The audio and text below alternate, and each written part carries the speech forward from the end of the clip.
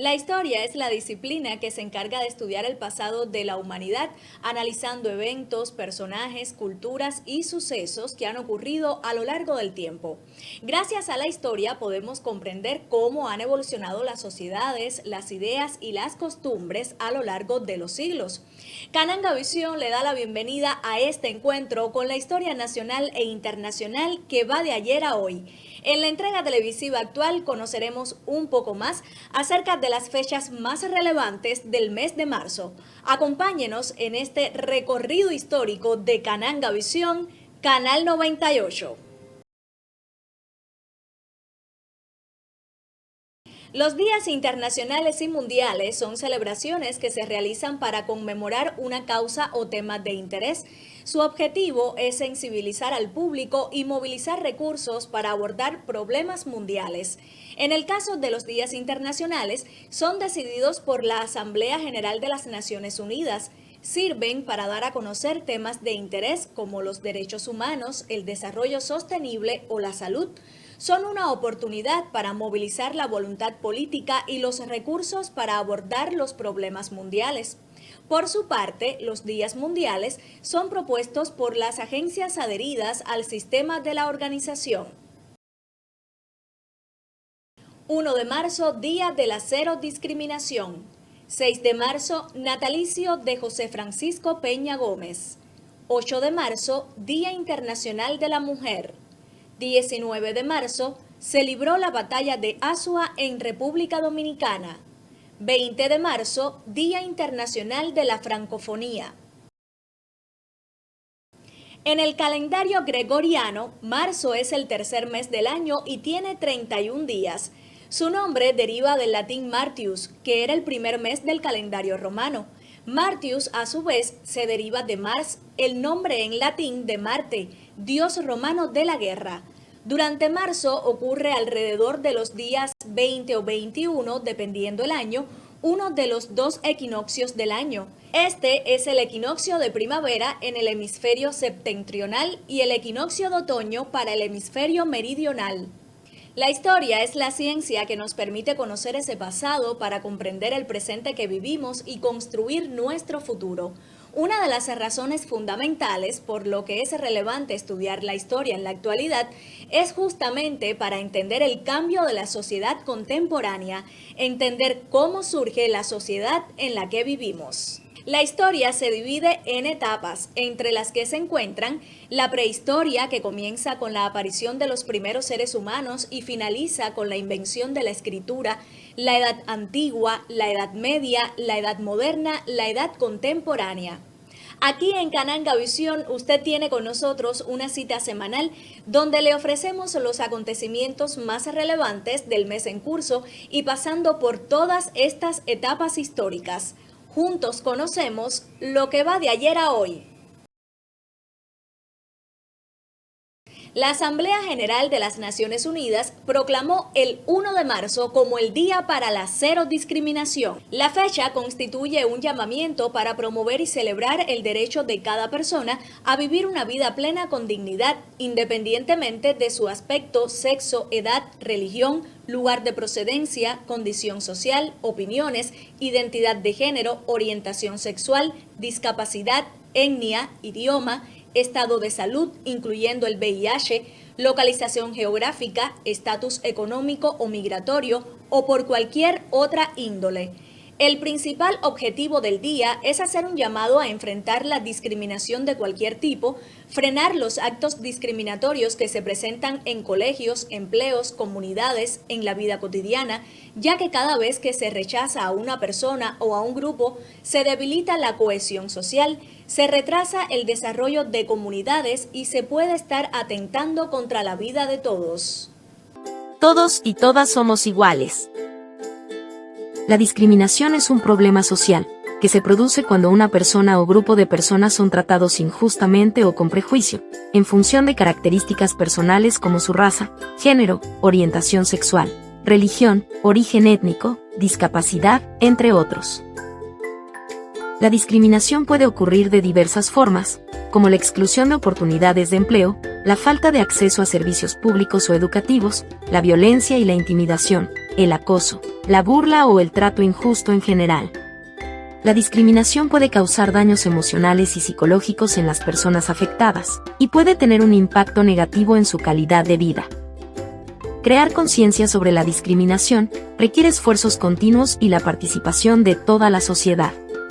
La educación, la sensibilización y la promoción de la diversidad y la inclusión son algunas de las formas efectivas de abordar el problema y construir una sociedad más justa y equitativa para todos. Dr. José Francisco Peña Gómez nació el 6 de marzo de 1937 en la República Dominicana. Fue un político dominicano, maestro, abogado y líder del Partido Revolucionario Dominicano. El doctor Peña Gómez es considerado un líder político por el papel desempeñado durante la Guerra Civil de 1965, donde hizo un llamado al pueblo a movilizarse en defensa de la constitucionalidad y su participación en la política dominicana. Se le considera uno de los líderes más prominente y popular de la historia política dominicana del siglo XX. José Francisco Peña Gómez nació el 6 de marzo de 1937 en la Loma del Flaco de la provincia Valverde, Mao. Como resultado de su crianza, Peña Gómez se apoyó en su voraz apetito intelectual para complementar una educación temprana. A los 8 años de edad, trabajó en una tienda de abarrotes en un bar. Durante su adolescencia, además trabajó como zapatero y aprendiz de barbero. Ya en 1952, a los 15 años de edad, se convirtió en instructor de un programa de alfabetización para los niños pobres de su provincia natal y luego fue profesor en las escuelas rurales. En 1959 se trasladó a Santo Domingo, donde se matriculó en un curso de radiodifusión y demostró un talento tan natural que una estación de radio rápidamente lo contrató para anunciar los juegos de béisbol y otros eventos deportivos. Dándole 3 y una fanática. En 1961 realiza un curso de Ciencias Políticas en San José, Costa Rica, participando en ese mismo año en un curso de Educación Política en San Juan, Puerto Rico. En 1962, continúa su participación en Ciencias Políticas, esta vez en las universidades de Harvard y Michigan, en los Estados Unidos. Y en 1970 se graduó de doctor en Ciencias Jurídicas de la Universidad Autónoma de Santo Domingo, obteniendo en ese mismo año el doctorado en Derecho Constitucional y Ciencias Políticas en la Sorbona de París. La democracia cuesta cara. La democracia no se ofrece a cambio de nada. La democracia hay que pagarla.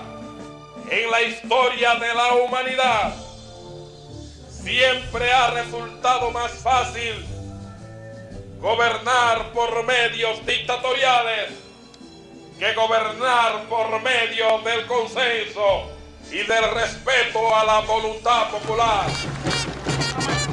Bajo el liderazgo de Peña Gómez, el Partido Revolucionario Dominicano ganó las elecciones presidenciales de 1978 con Antonio Guzmán y de 1982 con Salvador Jorge Blanco.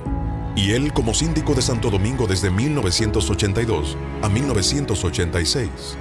Esta posición automáticamente lo convirtió en un fuerte contendiente para la presidencia y en el más grande líder de masas de la historia de la República Dominicana. Fue vicepresidente de la Institucional Socialista y presidente del Comité de la IS para América Latina y el Caribe, CICLAC, lo que le permitió ser uno de los dominicanos con mayores relaciones internacionales y un liderazgo que sobrepasaba las fronteras del país.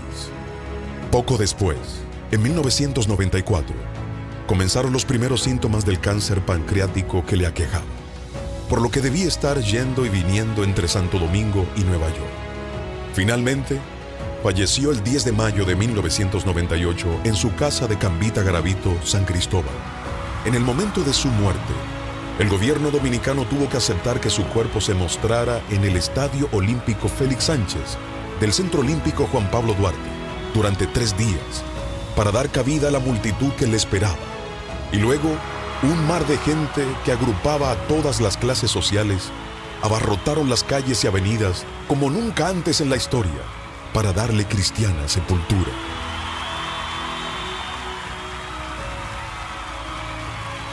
En su honor, el Aeropuerto Internacional Las Américas fue renombrado Aeropuerto Internacional Las Américas Dr. José Francisco Peña Gómez. Peña Gómez dejó un legado importante al país, debido a su lucha incansable en favor de la democracia, la justicia social y el bien común. Yo amo a mi pueblo, a mi país. A lo largo de toda mi vida he pagado un precio por eso. He recibido ataques feroces, a veces frontales, a veces con venenos más sutiles, como ahora. Pero yo los perdono. Mis adversarios pueden contar conmigo.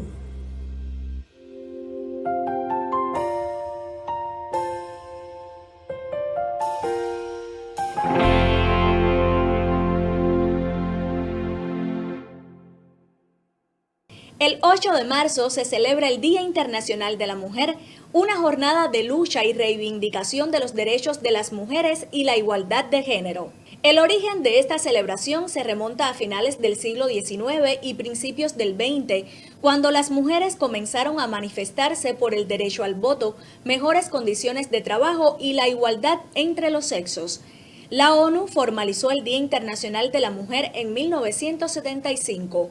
Jornada en la que se busca sensibilizar a la sociedad y potenciar la igualdad real de género, además de recordar que la violencia contra las mujeres es una expresión de las sociedades machistas.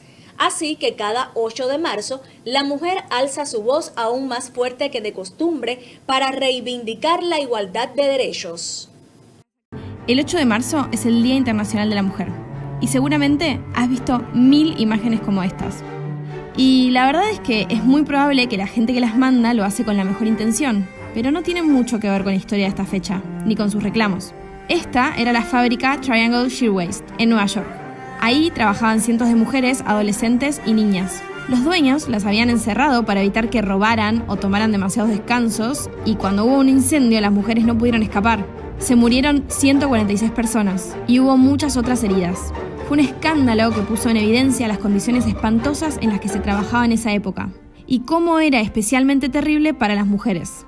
Es importante destacar que muchas de las víctimas además eran inmigrantes. Esto pasó el 25 de marzo de 1911, que no es la fecha del Día de la Mujer, pero si googleás a lo mejor salta como la causa. Eso es porque forma parte de una serie de accidentes, tragedias, protestas, huelgas y conferencias que grupos de mujeres protagonizaron durante el fin del siglo XIX e inicios del XX. Los reclamos eran básicamente dos: mejores condiciones laborales e igualdad de salarios, y derecho al voto, que las mujeres aún no lo tenían. La fecha 8 de marzo en sí viene de la Unión Soviética. En 1917, el Imperio ruso estaba en medio de la Primera Guerra Mundial, que causó 2 millones de muertos. Había pobreza y hambre. Las mujeres se declararon en huelga demandando pan y paz. Esto formó parte de la Revolución Rusa y causó la abdicación del zar.